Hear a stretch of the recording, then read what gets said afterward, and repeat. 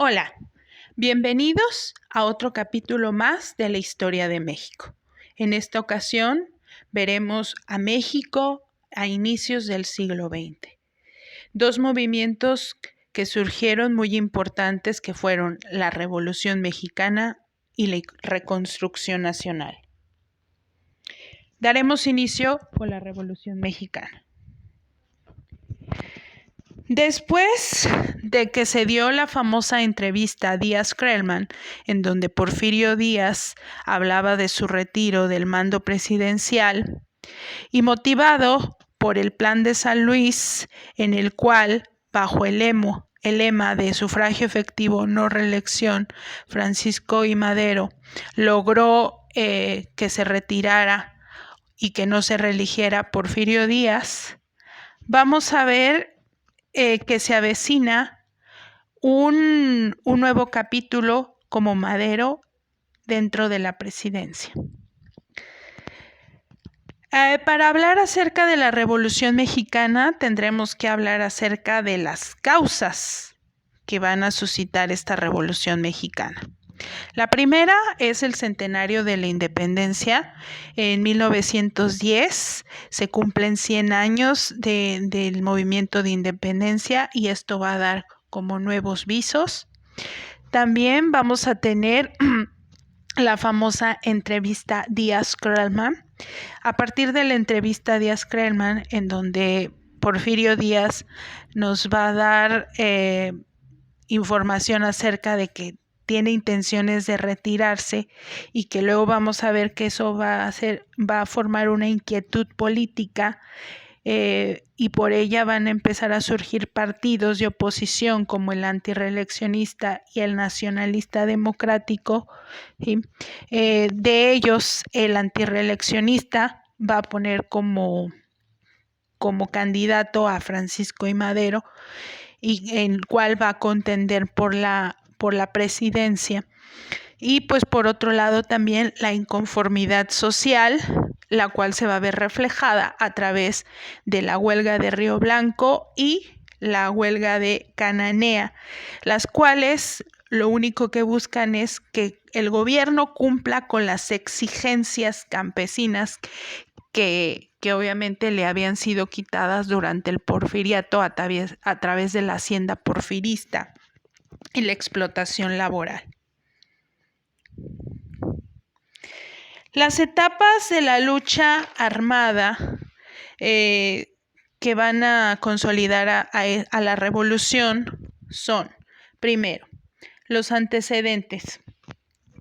Vamos a ver que durante este momento va a haber huelgas, va a haber las famosas dos huelgas, la de Cananea y la de Río Blanco, y el surgimiento de los partidos de oposición, que como dijimos que son el antirreeleccionista y el nacionalista. Va a surgir también un nuevo partido que se va a conocer como el Partido Liberal Mexicano, el cual va a estar haciendo lucha social, organizando a las masas obreras, hace un círculo que se llama el Círculo de los Obreros Libres, y lo que buscan es rebelarse en contra del gobierno. Luego tenemos la etapa maderista.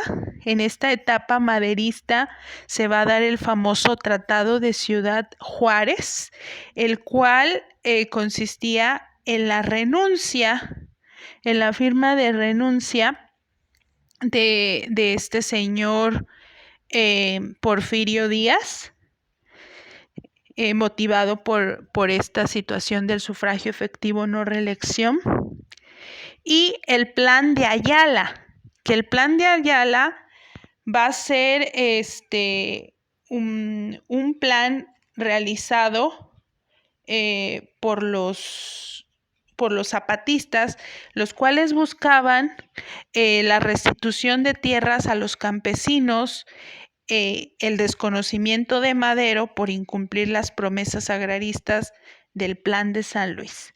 Es decir, que mientras los obreros y los campesinos apoyaban a Madero, desconocía totalmente los planes que había firmado en el Plan de Ayala y por ello, perdón, en el plan de San Luis, y por ello en el plan de Ayala exigían lo que les había prometido y al mismo tiempo lo desconocían como candidato a la presidencia.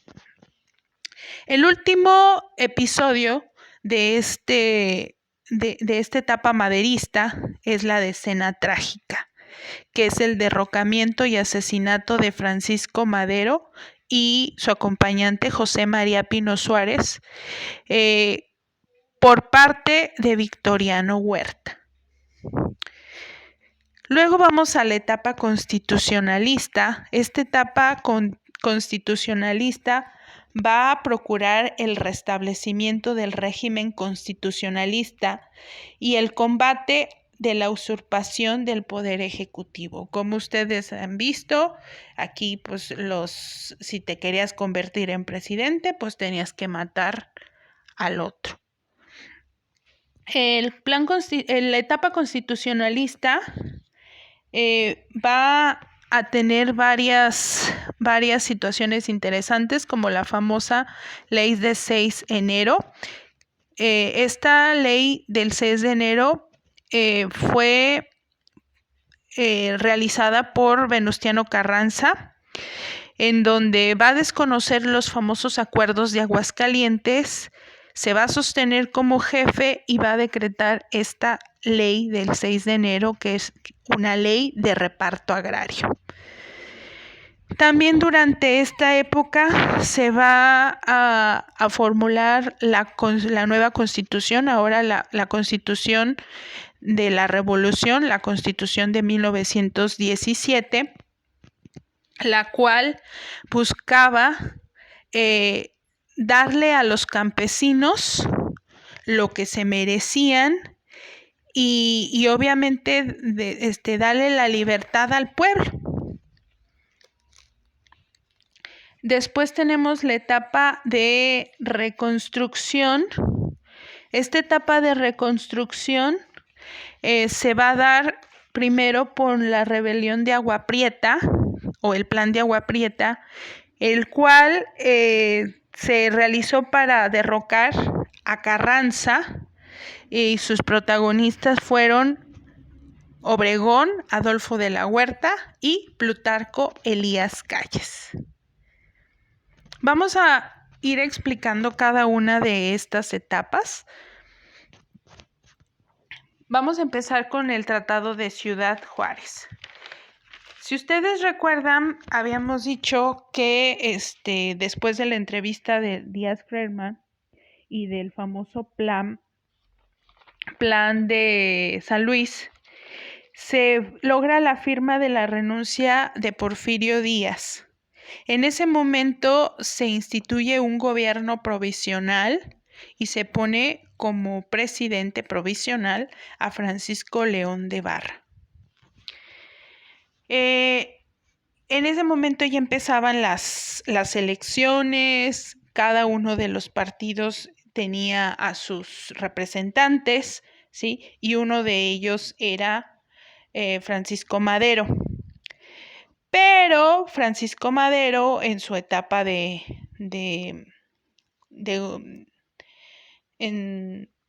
que quería ser presidente,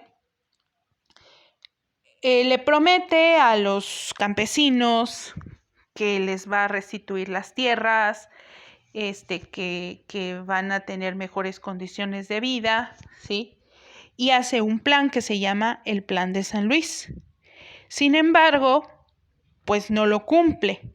Y los campesinos, liderados por Emiliano Zapata, hacen el Plan de Ayala, en el cual le exigen a Madero que cumpla con lo que prometió y al mismo momento lo desconocen y retiran su ayuda.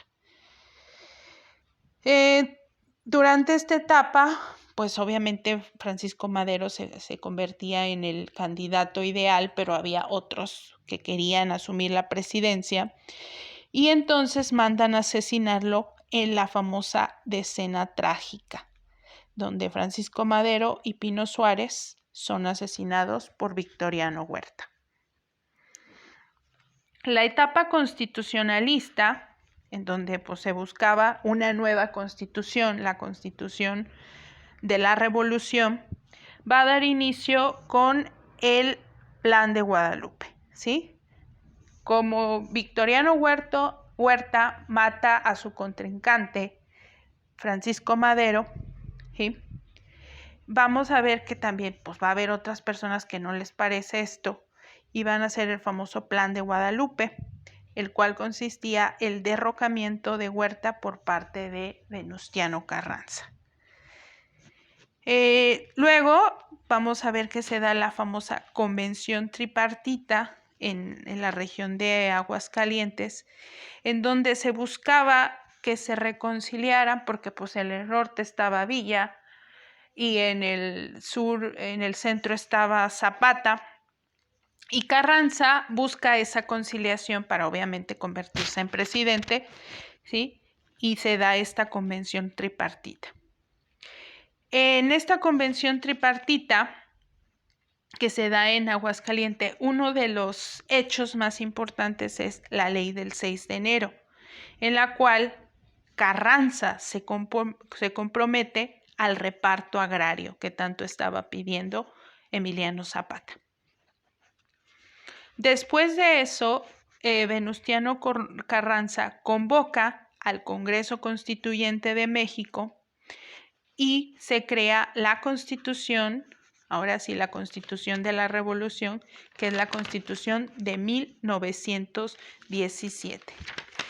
Igual en el Congreso había dos partidos polarizados, los liberales moderados y los liberales radicales, ¿sí?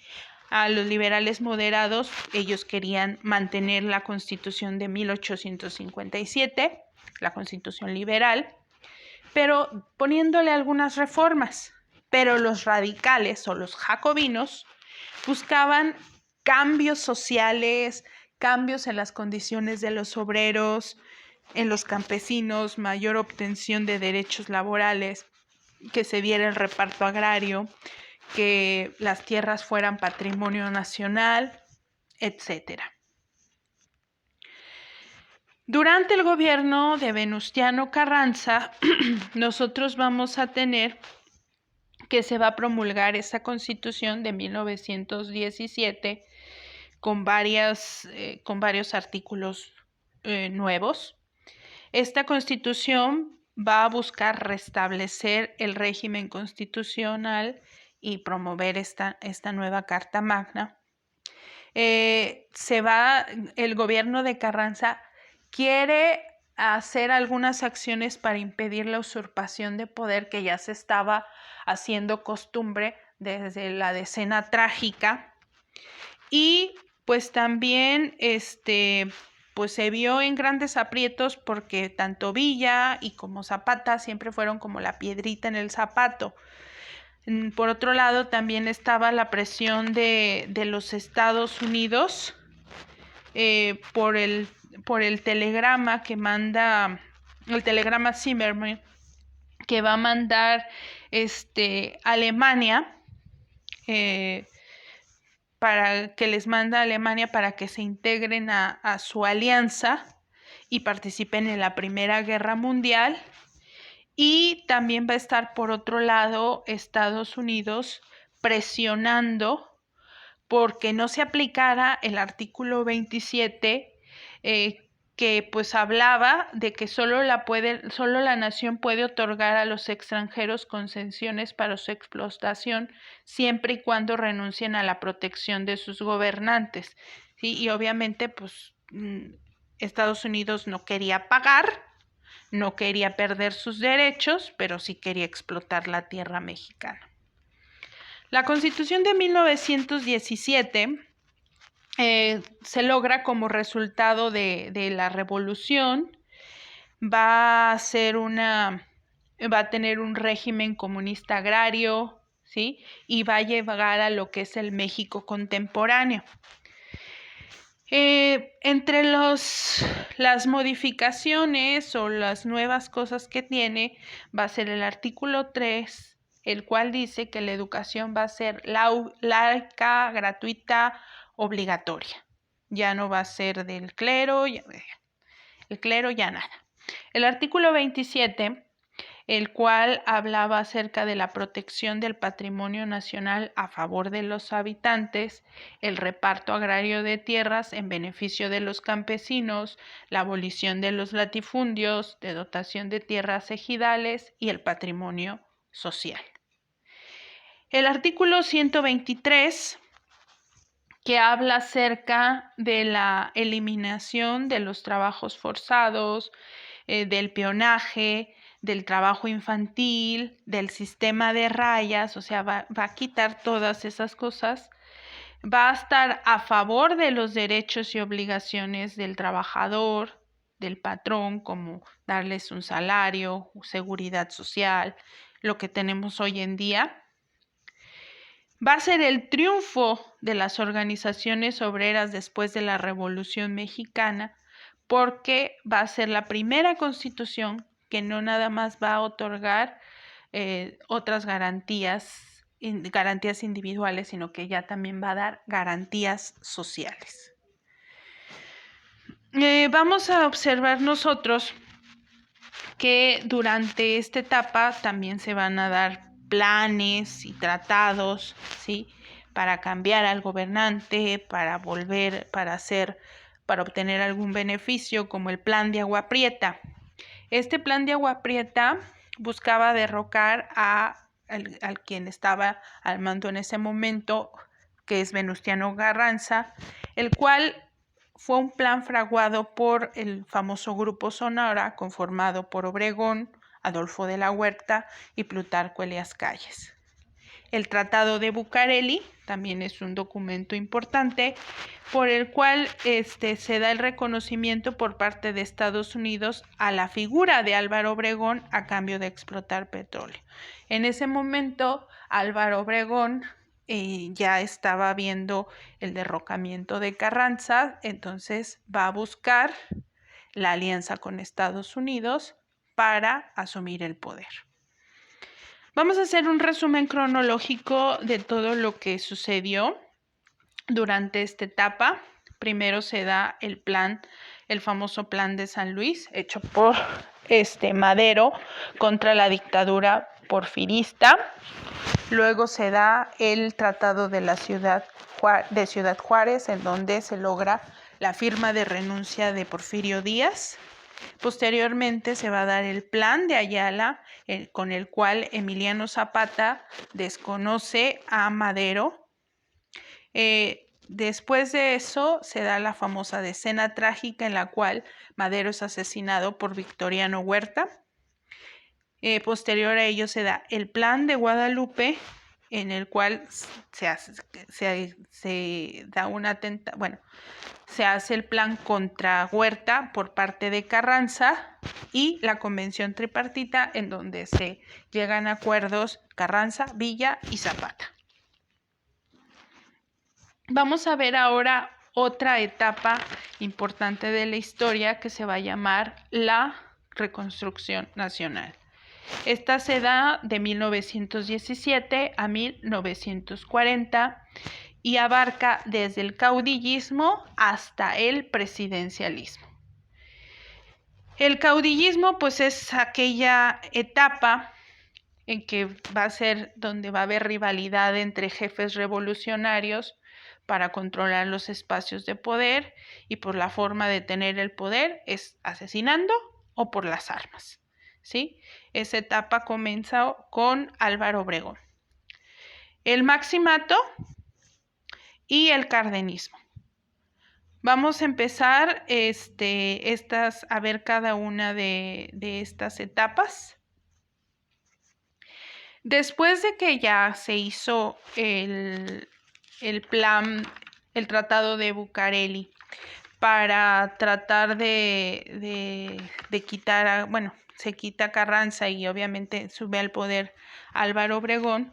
Álvaro Obregón comienza su presidencia. Él tiene varias cosas importantes, como por ejemplo, funda la Secretaría de Educación Pública, la SEP, logra que Estados Unidos reconozca su presidencia. Acuérdense que firmó el famoso Tratado de Bucareli.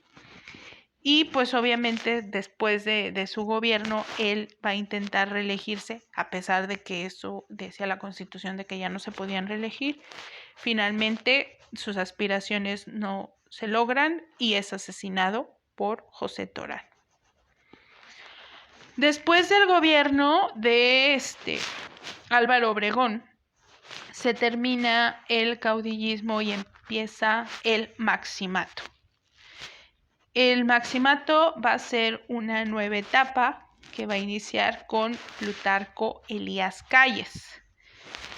Este señor, Plutarco Elías Calles, va a tener varios hechos interesantes en la historia. La primera es la rebelión cristera, que se da en el año de 1926, en la cual va a ser la persecución de los defensores de la fe, y se va a suscitar una lucha entre los campesinos contra Plutarco Elías Calles, ¿sí? También vamos a ver que durante esta época surge el Partido Nacional Revolucionario, ¿sí? Que va a ser el partido que va a crear Plutarco Elías Calles para controlar. Y pues va a dar inicio el famoso periodo del maximato, que es de 1928 a 1934, que va a ser el periodo en el cual el general Calles controló la vida política de México a través de ese partido, el Partido Nacional Revolucionario, ¿sí?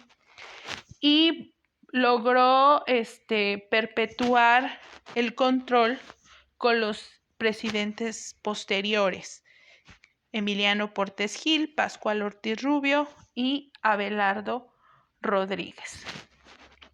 Durante esta etapa también es importante que se observe que se va a dar el intento de reelección de Álvaro Obregón y su posterior asesinato. El maximato, la era de las instituciones.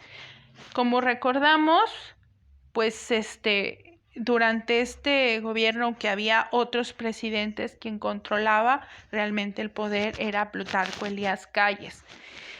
De las cosas que se logró cada uno de estos presidentes fueron: Emilio Portes Gil es el que decreta la autonomía universitaria y entonces cambia de ser la Universidad de México a la Universidad Autónoma de México, ahorita lo que es la UNAM. Con Emilio Portes Gil también se va a negociar la paz entre el gobierno y el arzobispado y se finaliza la Guerra Cristera. En cambio, en el gobierno de Pascual Ortiz Rubio fue la época en donde empiezan a darse situaciones a favor de los trabajadores. Se crea el Código Federal del Trabajo, ¿sí? También se crea la famosa Doctrina Estrada, en la cual se da la libre autodeterminación de cada pueblo. En el gobierno de Abelardo Rodríguez es la etapa final del caudillismo y comienza la era de las instituciones. Él sustituye a Pascual Ortiz Rubio. Él también va a pactar con el Partido Nacional Revolucionario y va a lograr hacer el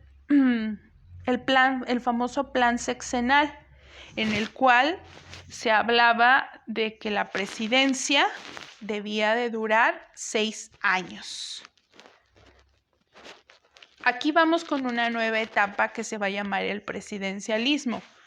Esta etapa se va a caracterizar por el plan sexenal, es decir, que los presidentes a partir de aquí pues ya empiezan a durar 6 años.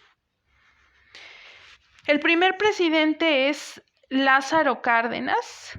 Este presidente va a tener varias situaciones interesantes. Primero, pues con él da inicio el plan sexenal, que es la presidencia dura 6 años. Aquí se va a dar una reconstrucción nacional. Esta reconstrucción nacional es como un intento de volver a poner las instituciones, ¿sí? Va a apoyar a las huelgas, va a fortalecer el salario, va a fortalecer el mercado interno, ¿sí? Se funda, por ejemplo, la Confederación de Trabajadores de México, la CTM, la cual va a lograr mejores salariales, mejores condiciones sindicales, se va a recuperar la condición obrera, la recuperación del salario. También se caracteriza por una política agrarista en donde se pretende el reparto agrario, quitar los latifundios, que los ejidos sean colectivos. Como les digo, esta etapa es la era de las instituciones, por lo cual se funda el Instituto Politécnico Nacional y el Instituto Nacional de Arqueología e Historia, en donde pues también vamos a ver que empieza la formación de una educación socialista. El máximo o lo más importante de Lázaro Cárdenas es la expropiación petrolera. Y pues por último vamos a tener que, pues aparte de eso, funda Pemex en el año de 1938 y crea un nuevo partido que se va a llamar el PRM, el Partido Revolucionario Mexicano, cambia de PNR a PRM, y logra el reparto, la reorganización en corporaciones para controlar los segmentos sociales. O sea, empieza a reorganizar las corporaciones para controlar pues, a todas las diferentes clases sociales. Un resumen cronológico de estas etapas, pues bueno, vamos a empezar después de la Revolución Mexicana, pues vamos a tener a Venustiano Carranza. Después de él sigue Álvaro Obregón. Álvaro Obregón va a fundar la SEP, va a lograr el reconocimiento de su gobierno a través del Tratado de Bucareli. De Plutarco Elías Calles, lo que destaca es que crea el PNR para controlar a los siguientes 3 presidentes: Emilio Portes Gil, Abelardo Rodríguez y Pascual Ortiz. Del gobierno de Emilio Portes Gil, pues de lo que destaca es que decreta la autonomía universitaria. La Universidad Mexicana se convierte en la Universidad Autónoma Mexicana, logra que se termine la Guerra Cristera. De Abelardo Rodríguez sustituye a Pascual Ortiz, pacta con el PNR el plan sexenal, es decir, inicia el plan de 6 años de presidencia, y con Lázaro Cárdenas vamos a tener apoyo al sector obrero, la mejora de los salarios y pues obviamente la expropiación petrolera.